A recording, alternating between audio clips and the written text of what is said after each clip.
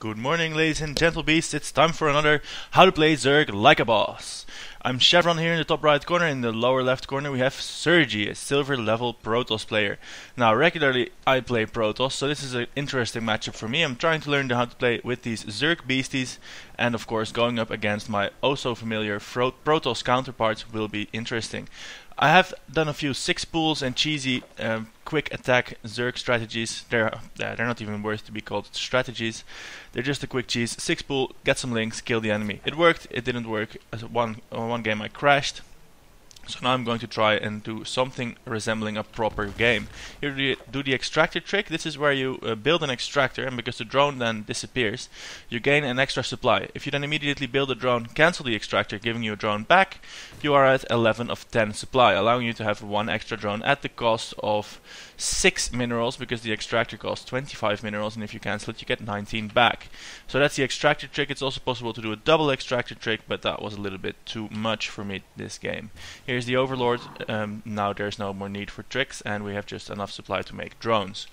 What I'm going to do in this game is go for a hatchery first build. I think at a 15 supply limit, of 15 supply point, I'm going to make a hatchery, immediately expand, and only then will I start worrying about making any units or producing structures. This is important for Zerg for several reasons. Of course, expanding and getting access to these extra minerals and monies is important in and of itself. But also the Zerg have an additional resource as compared to Terran and Protoss. They have larvae, and these are the tiny little things that spawn out of the hatchery, and you use them to make all your units. And in the beginning few minutes of the game, 1 hatchery is enough, because you only need to make a few drones. But you can imagine, you cannot build barracks, you cannot build gateways. The hatchery is the only structure that is going to make these larvae, which will turn into units. So getting more of these up is vital.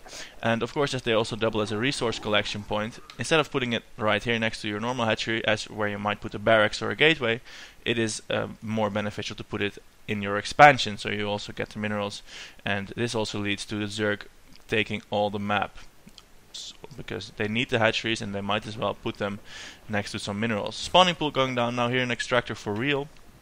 I decided I want some Zerg speed, and of course a queen, for which you need the spawning pool. I will explain the queen in a little bit. I've decided I will go and explain the basic things about playing Zerg, because that's what I'm thinking about, and there is probably a few of you out there that hadn't really thought about it. If not, feel free to point out where I'm making stupid mistakes. The point here is to learn. This Overlord, it's a good scout, way easier to scout with than with a probe or a drone, and it sees 2 zealots and 2 gateways, which leads me to believe that there will be some early zealot pressure. I'm making a spine crawler here to deal with that, and of course a few zerglings.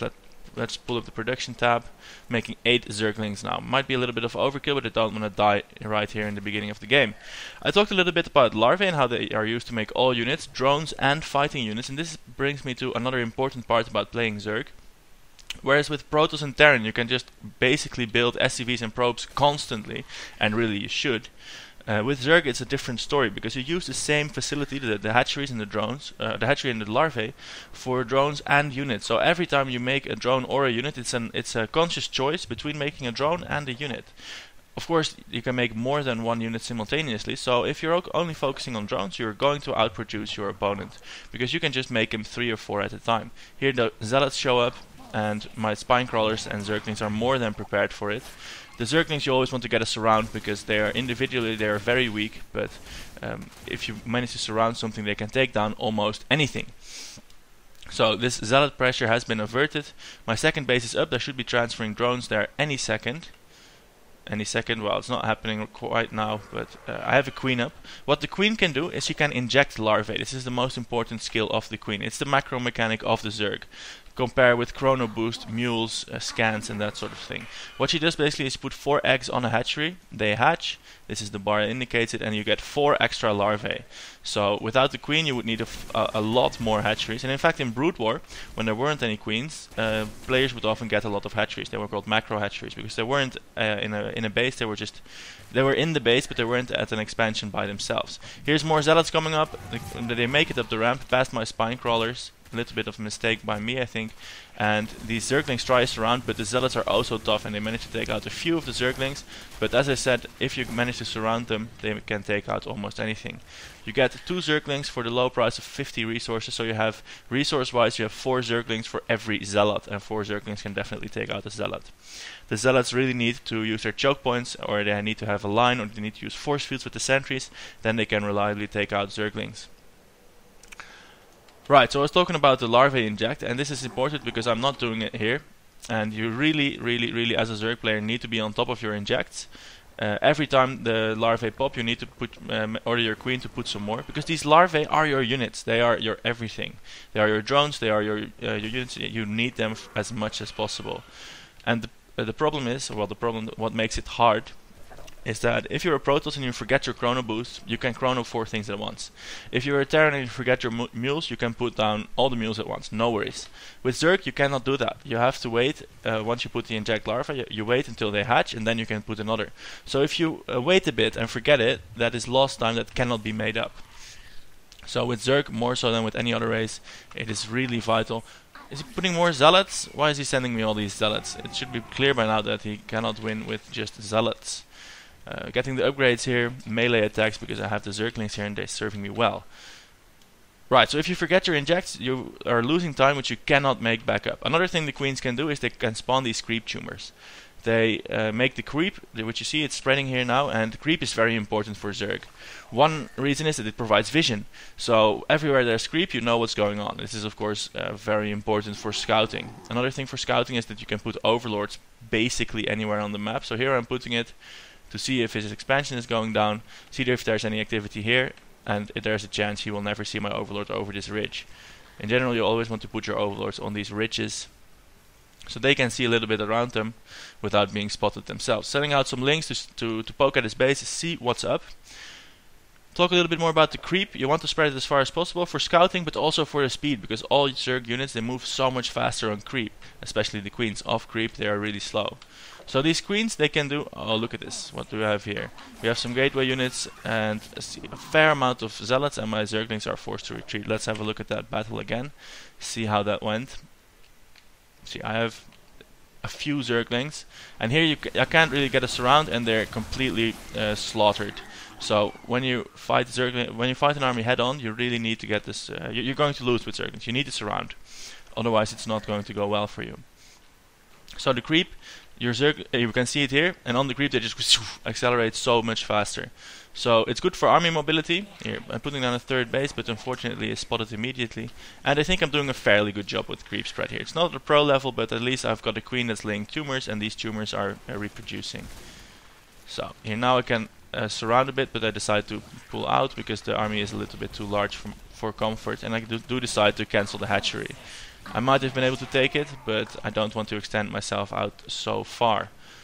So I was talking previously about how you have to choose between making drones and making units, and of course the longer you can, here, this is the danger of having your supply depots out on the map. They can be attacked. Of course you would ideally want to make only drones until you have about 80 drones, so you get maxed really quickly. You get 4 or 5 bases, and then you get this so much faster than any of the other races. However, if you only make drones, of course the first zealot that's going to come in is going to just kill you. So you're going to have to make units. That's why scouting is so important with Zerg. And if you're playing against the Zerg, you have to make sure you look intimidating. You have to be aggressive. You have to send a few zealots here and there, so you force him to make units. And whereas in other races it might not be so, you might not get so happy by seeing units. If you're against the Zerg and you see units, you're happy, because that means at least he's not making drones. And if you leave a Zerg alone so he can make lots of drones, you're in for a bad time, because he will have 5 times the economy you have, and he will then just kill you with an endless stream of units. This is of course exactly what I'm trying to do here. By expanding on 2 sides, I have this creep highway here, so my units can move back and forth really quickly, and he's doing a good job of sending a unit or 2 to at least poke at me and force me to make units. Mistake here, these zerglings are, well, they're doing quite a amount of damage, but of course they would have been much better if they had been supported by this army. Making hydralisks here, because hydralisks are really good against gateway units. They do 12 damage a shot, and at a weapon speed of 0.83, that's a fair amount of DPS. +1 upgrades coming in. and I see my opponent has Void Rays, which really doesn't scare me so much because I have Hydras and I can just shoot them out of the sky. These Zerglings here are chasing the Stalker, and I think did I even research the Zergling speed? Yes, I did research Zergling speed.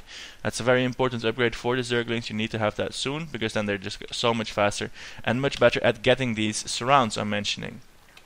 Getting a second gas at my main. My natural has had one gas as well.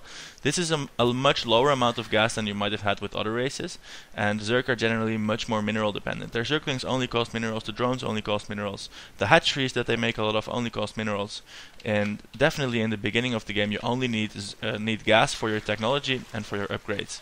Hydras don't cost that much gas. Let's see how much exactly. I'm talking out of my ass here, I have no idea. First look at that hive cluster here. We've got 2 Void Rays here, and what's coming out here? Some Hydralisks are going to spawn here. That's probably not going to be enough, but some Zerglings arrive and they go attack the rocks. That's got to be a misclick. But now they go attack the Stalkers, and the Hydralisks take out the Void Rays, no problem. Hatchery survives with 132 hit points, no sweat. Here, and this is the advantage of creep. Because there's creep here, I see this immediately. And I can send my Zerglings and Hydralisks to intercept this and take it out. Basically, he's I don't know what he's doing with these Voiders. This is obviously not a great opponent, but he's making units, he's making an army, and he's doing the Protoss thing, which makes me which allows me to practice my Zerg playing. I'm doing the creep spread, I'm on top of that, and if we look here at the hatcheries, well, there's no injects going on, but at least the queens are not full energy. If the queens are full energy, then you're failing really hard. If the queens are low energy, you're doing really good. My queens are 3/4 energy, so I'm still failing, but I'm not failing at a maximum level. Yeah, there goes an inject, and I think this one goes to because you do them simultaneously. Now this third hatchery doesn't have a queen, and nor does this fourth. This fourth actually does have a queen. I'm better than I thought. And you can see that money is a little bit high, but it's alright. It's not like there's a few thousand in the bank, which is a danger with Zerg, because when you don't do the injects, you don't have the larvae, and you can't make units, and of course your money pool's super high. And of course you do want the units to make sure your opponent dies. Creep spread, these tumors, the first one is put by a queen, and then after a few seconds it can spawn another copy of itself a little bit further down the road, so that way you can perpetually spread the creep. As I said, it's good for scouting, and here comes the swarm feeling. A lot of Zerglings versus this one tiny probe, which of course doesn't stand a chance. He has seen my Zerglings, but not my Hydras now. Here come the Void Rays against the Hydras, doesn't stand a chance. Surrounding with the Zerglings, and Sergio, or what is his name, Sergi, he leaves the game because he's afraid of my units. I don't immediately leave because it was very unsatisfying to just walk in and have him leave, but if we look at the base he had a few Stargates, a few gateways. Wow, a lot of Stargates. He had 4 Stargates and 6 gateways on 2 bases, which is too much. So, not a great victory here. Sergi wasn't the best of players. He did a good job though of making Protoss units for me to kill. I feel like I did a lot better with my Zerg play. I did inject larvae, there's a fair amount of creep on the map, and I am on 4 bases, which is somewhat more resembling of a Zerg than just a 1 base 6 pool. So, this was Lorenzo with How to Play Zerg Like a Boss. Hope you learned a few things, or at least had a good time. Have a nice... what day is it? It's Wednesday today. Have a nice Wednesday, and thanks for watching, and I'll be seeing you guys next time. Goodbye.